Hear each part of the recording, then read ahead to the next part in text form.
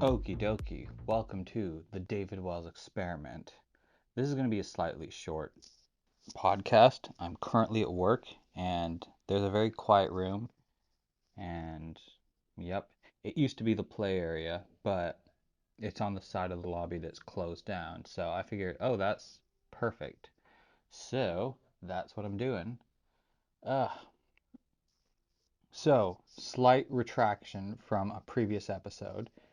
I said that the Sega Genesis was known as the Sega Master System in Japan. That was another system that preceded the Genesis. It was known as the Mega Drive in Japan. So, mea culpa on that one. Ah, so, well, we've got stuff to do today. Um, I was dropping my brother off and I stopped by Whataburger and then I just parked in like the parking lot of this random place and random place. There was a building. I don't know what it does, but it had a rent space available thing. So anyway, I was just eating my burger and then I've tried on and off to learn coding, C++ for making video games. And one language that I'm curious about learning is Ancient. It's called 6502 assembly. It's what all the old school video games and computers ran on. The 6502 assembly was made in the 70s to counter, I believe it is let's see, I want to make sure I get this right. Um, there was a Motorola chip that, uh, I think it was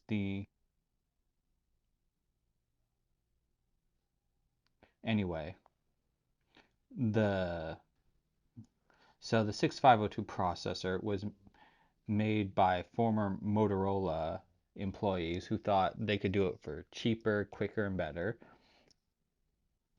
And yeah, so I'm sitting there in the car and I just go to the App Store. Excuse me. That's what I get for. Oh yes. So yes.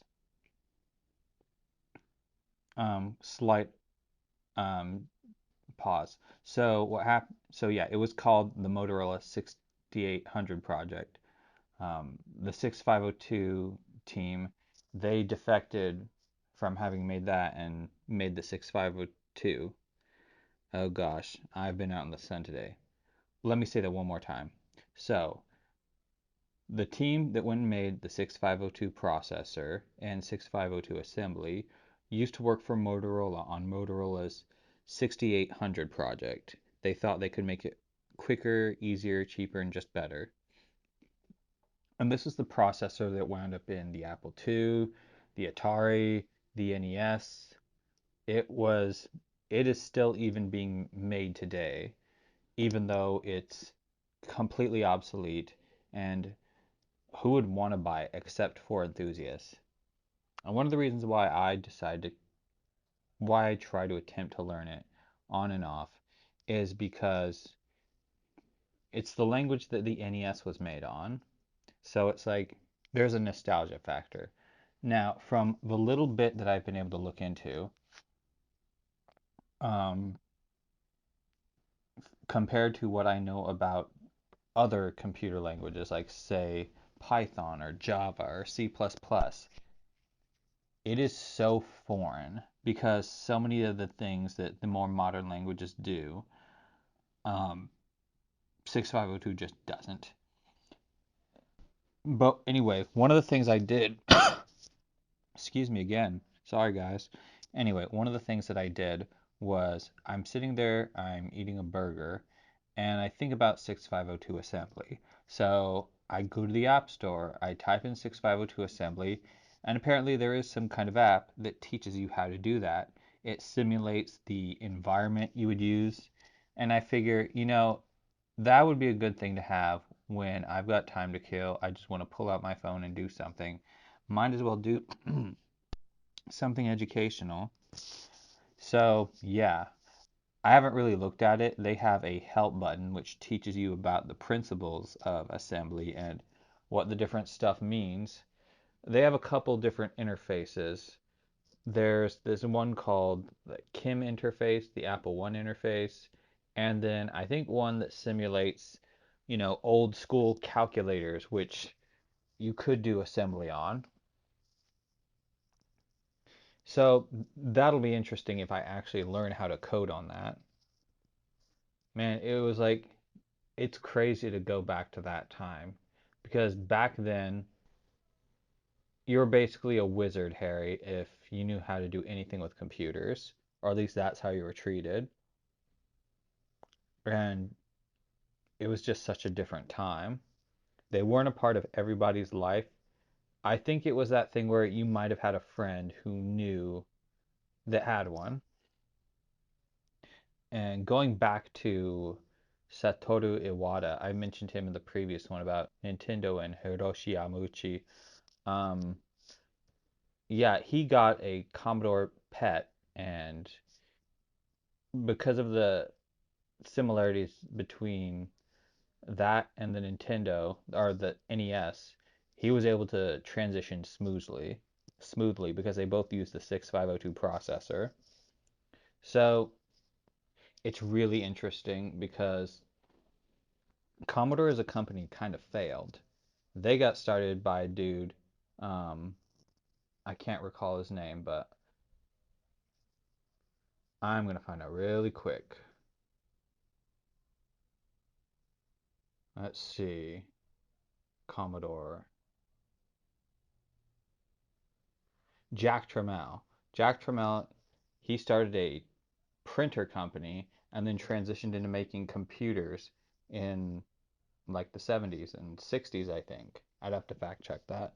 But that dude has a crazy story because he was a Holocaust survivor, if you can believe that. And he created some, and the Commodore was like apparently a really famous system, and it helped bring like personal home computers to the mass market.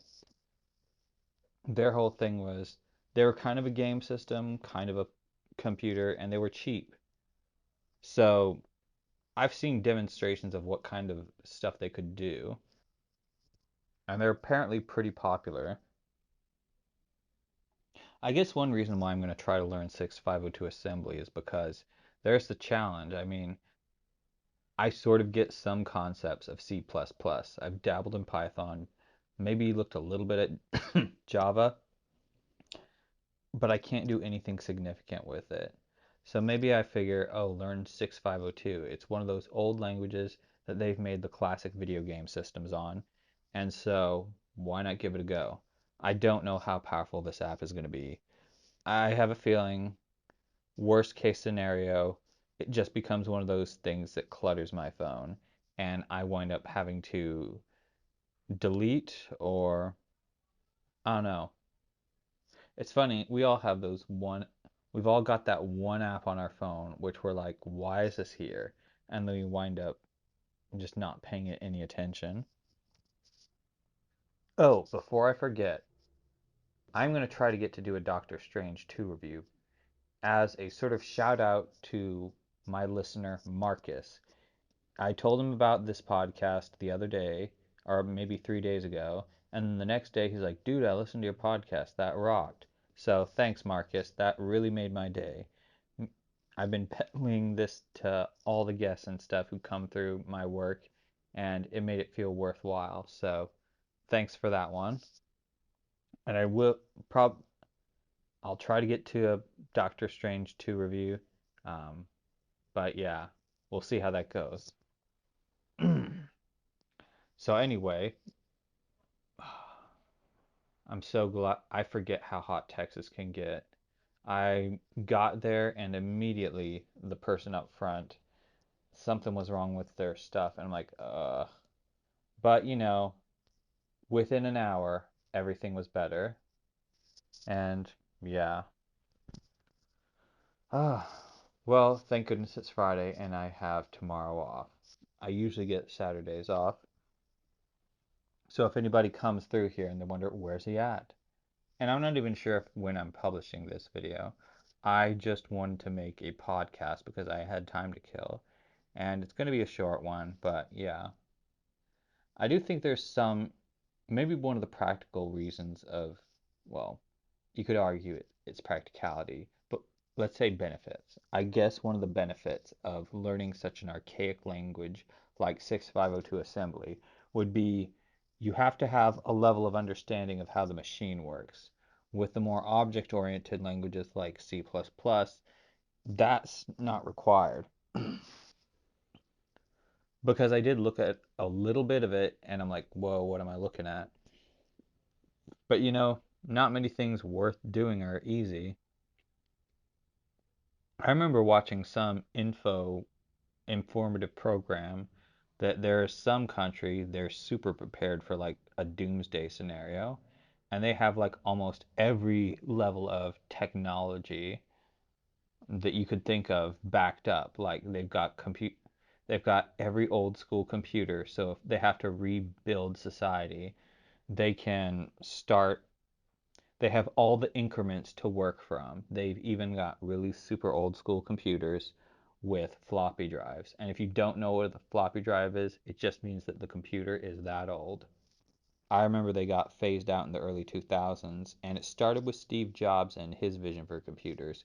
People begged him not to, but he was like, guys, we can send these size files across the internet. The necessity for them is gone. And he was right. Everybody followed suit. And I think it's one reason why I'm not so hung up on Apple getting rid of the iPhone, like the headphone jack. Maybe it's bound to happen, or who knows, maybe they're just out of touch with the consumer. I'd be curious to hear what Steve Jobs has to say about it. Speaking of Steve Jobs, I wonder if they'll ever make a movie. Excuse me, guys. I wonder if they'll ever make a movie that the friends and family of Steve Jobs ever approve of. Because when Johnny Ives was interviewed about, I think it was the Ashton Kutcher movie that came out most recently, he said, there's nothing of Steve Jobs that I remember in that picture. And he just turned to the audience like, sorry to disappoint you. No, it wasn't the Ashton Kutcher one. It was the one with, oh, I forget his name. The dude who played young Magneto in X-Men First Class. Shoot, I'm gonna kill myself. No, no, no, not literally. I'm metaphorically, yeah. Sorry, guys. Well, anyway, this was a short podcast because I had time to kill. I hope you found it enjoyable. Let me know if you like the bite-sized editions. Do you like it when they're just 13 minutes long? Do you like it when they're 38 minutes long? You think they could be shorter than 13 minutes, or would you prefer that they be longer form podcasts? Say something akin to the Joe Rogan experience. Not that I'm trying to ape him and be successful. I do want to be successful, but I want to do things my own way. But a little emulation couldn't hurt here and there, especially if you're talking about 6502 assembly. Lol. Well, anyway, have an absolutely super day, and we'll see you next time. Bye.